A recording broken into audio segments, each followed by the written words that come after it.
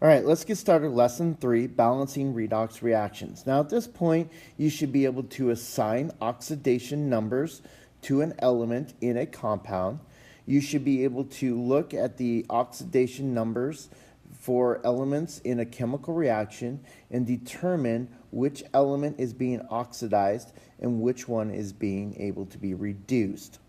Now what we're going to do is we're going to learn how to balance redox reactions.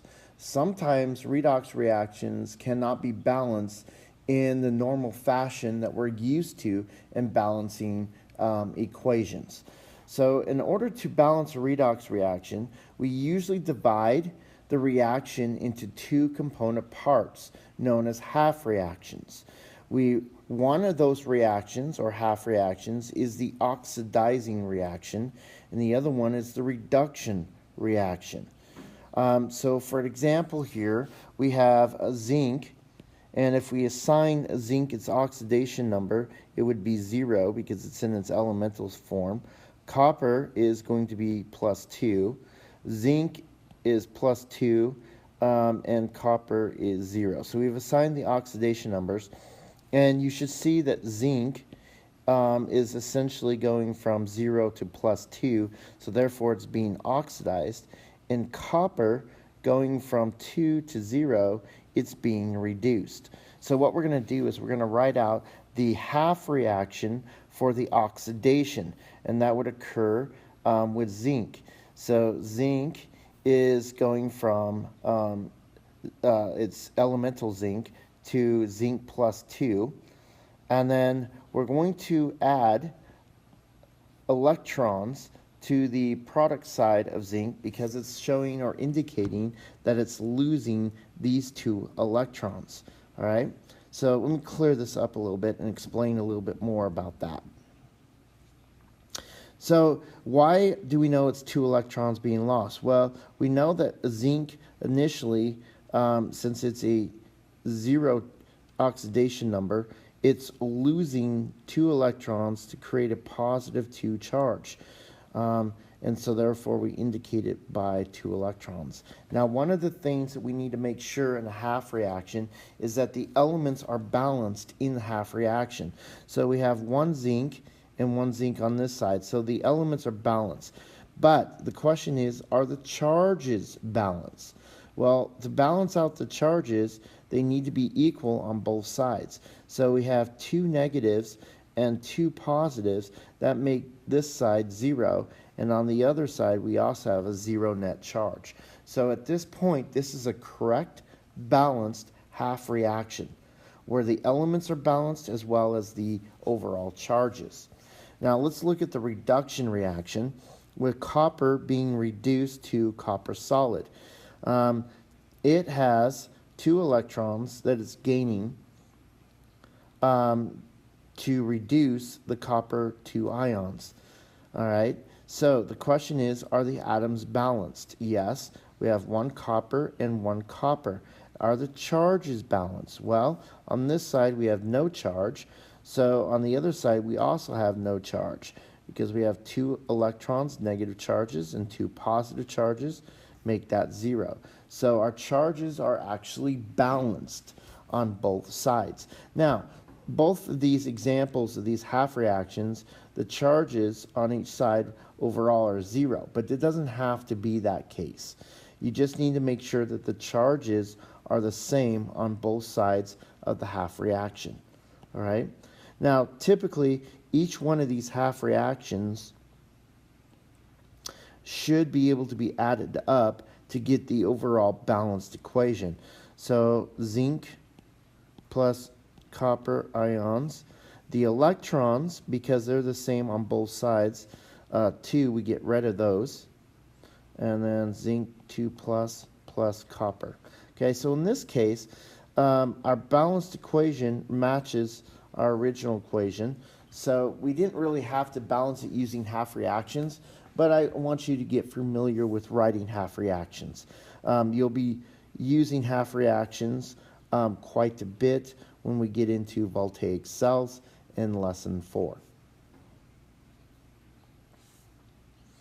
All right, so we're going to practice drawing out half reactions here. okay, and what's going to occur.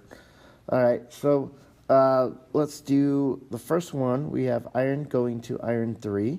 So we're going to write out Fe2 plus goes to Fe3 plus, okay?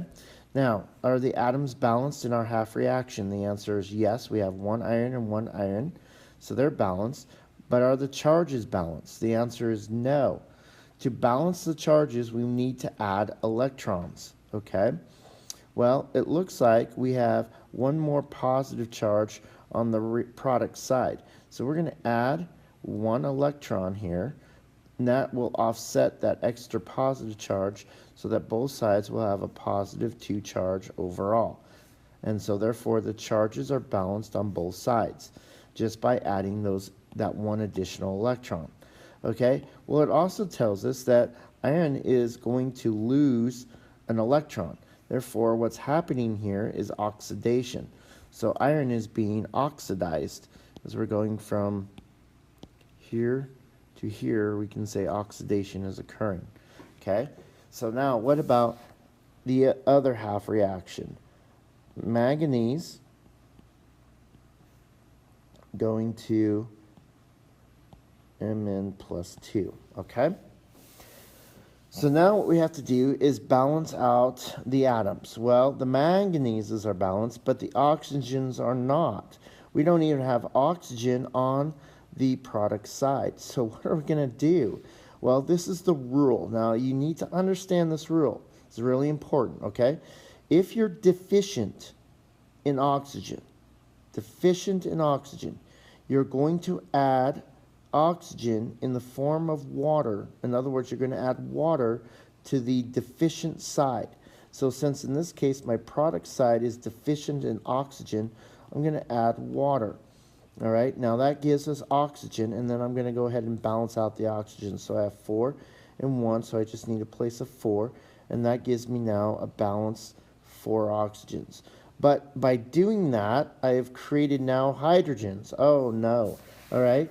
So what do? Well, here's the rule. If I need to balance out hydrogens, then I add hydrogens on the deficient side as positive ions, positive H ions, okay? And then notice I have 8 of them, so I'm just going to have 8 positive charges there, all right?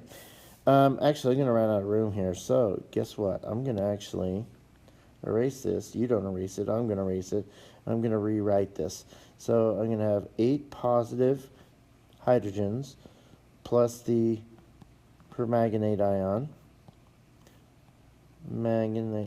manganese, plus we had 4 waters. Okay, now, there we go. Now once we have all the atoms balanced, which we should see, we have 1 manganese, 1 manganese. We have 4 oxygens, 8 hydrogens, 8 hydrogens. So we're all balanced on the atoms. The question is, are the charges balanced? The answer is no. We have on this side 2 positive charges, and on this side we have 8 positive charges, and we have a negative 1 charge. That gives us a total of essentially 7 positive charges. So we need to make sure that we balance out the charges. We need to get a positive 2 on this side. That's what we're trying to get to. So that means I'm going to have to add electrons. Well, how many electrons do I need to add in order to get a positive 2 charge? Okay, that's what we're looking at here. Well, I need to add 5 electrons to this side. Now, by adding 5 more negative charges, I now have 6 negative charges. That leaves me with 2 positive charges left over. Okay, so at this point, our 2 half reactions have been balanced. Okay, I had to do some manipulation. I had to add some electrons. I had to add some water, add some hydrogen ions, but I got it all balanced now. Now, the goal is to balance our overall reaction. To do that, we need to add up all the individual, there are these 2 half reactions now. 2 half reactions are added. Now notice that really this reaction is being reduced. So this is the bottom one is the reduction reaction, and the top one is the oxidation half reaction. Okay, and we know that because we're adding 5 electrons to the reactant side. Okay, now we have a problem here. The problem is our electrons are not balanced. We need to eliminate those electrons. So we have 5 electrons in the reduction half reaction and only 1 in the oxidation. So we need to add some more electrons to the top equation so we can get 5. Well, we need 5 electrons, so we're going to multiply the top equation by 5 all the way through. So we're going to have 5, and then 5 electrons. Now what that does is it allows us to eliminate the electrons, and now we're able to add up the 2 half reactions. So we're going to have 5Fe, 2 plus 8 H pluses, plus our MnO4 permanganate ion, 5Fe, 3 pluses, plus 2 plus and plus our 4 waters. Okay, and there we go. That is our balanced equation. All right, so this equation right here is really down below. That's our real equation, our real balanced equation. So you can see that balance in a redox reaction can somewhat be challenging and not always so straightforward. We have to do some manipulation with the half reactions. All right, let's do another one. All right, so here we got 10 SN2 plus, and it's going to SN4 plus. The 10s are balanced, but not the electrons. So we need to add 2 negative charges to balance out the positive charge. So we have positive 2 over here, and now we have a positive 2. So our charges are now balanced. So our first half reaction is balanced. Now what about our second half reaction? Well, I'm going to get me some room here. So IO3 minus goes to I minus, okay? So the iodines are balanced, but the oxygens are not. So what do? We need to balance out oxygens. So on the product side, what are we going to add? That's right, water. We're going to add water to balance out oxygen. So we have 3 of those, so we're going to have 3 waters over here. Now that creates hydrogen. So on the reactant side, we add hydrogen ions. How many of them? Well, 6 of them, okay? So that balances out the atoms. Now what about the charges? Well, we have 6 positive charges, and we have a negative charge, and over here we have a negative charge. So we need to add 6 electrons to this side, because that will give us 6 negative charges. That balances out those, give us -1 in the end, okay? So now our half reactions are balanced, okay? However, our electrons are not completely balanced in the 2 half reactions. We have 6 and 2. So what we need to do is multiply the top equation by 3. That makes that 3, 3, and 6. All right. So now we have 6 electrons on both sides. We can get rid of those. And now we can simply add the 6 H pluses plus the 3 10s plus the IO3 minus produces I minus plus the 3 SN4 pluses plus the 3 waters, okay? And now we have a balanced equation, half reaction, all right? So far so good, I hope. Again, these are a little bit more challenging than normal balancing equations.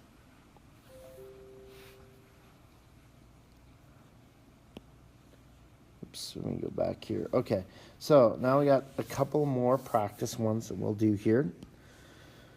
Half reactions. So let's go with sulfur first. So sulfide going to sulfur.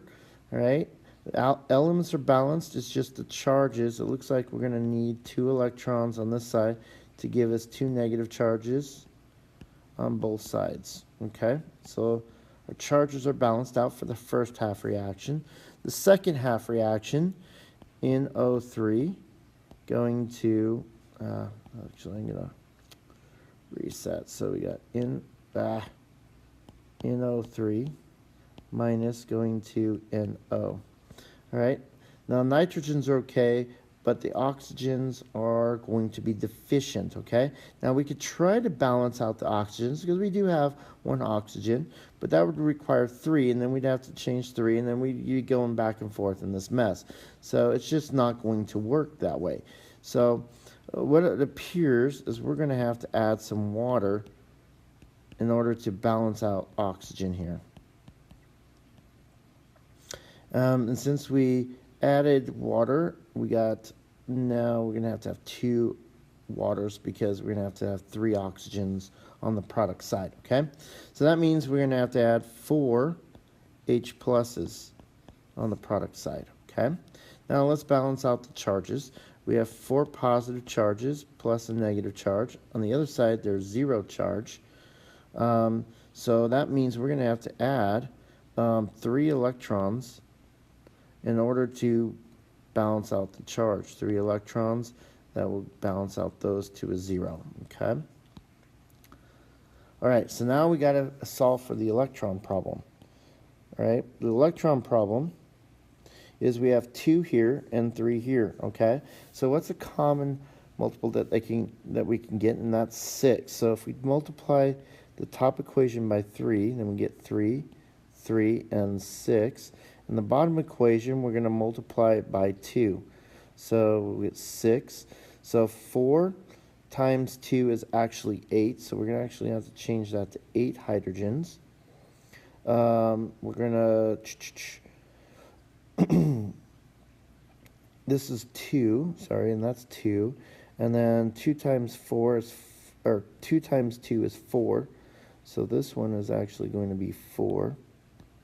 Change that to 4 because we're multiplying the bottom one by 2. Now we can add because we can get rid of the 6 electrons. So now we have 8 positive charges. So 8 positive charges plus our 3 sulfides plus 2 NO2 minuses, 3 sulfurs plus 2 NOs plus 4 waters, okay? And that should balance out our equation, right? Just like so. All right, example problem 4 is, we've already actually done that as a repeat of a problem we've already done. So we're going to actually skip that. Let's see. Oops. Example problem 5, we've already done that one too. So we're going to skip that one and go to our example problem 6, our last one. Okay? So here's the last one we're going to do. So our first one, we're going to go Mn2 plus, MnO4 minus, right? So we need to add some waters on this side of the equation. How many? Well, we need 4 oxygens. Okay, so that means we're going to add 8 hydrogens on the product side. Okay, the atoms are balanced. Now the charges, let's see, we have 2 positives that side. We have a negative, and we have 8 positive charges. Okay, so that sets overall a net positive 7. So we need to add 5 electrons over here, because 5 electrons, adding 5 negative charges, offsets that to a positive 2. So now we have 2 positive charges on both sides. So that half reaction is all balanced. Next one, we have Bi2 plus goes, I'm sorry, got ahead of myself. BiO3 minus goes to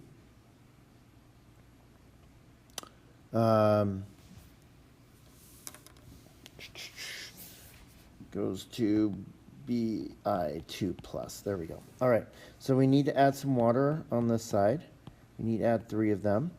Therefore, we need to add some hydrogens, 6 of them, on that side, okay? So let's look at the electron now.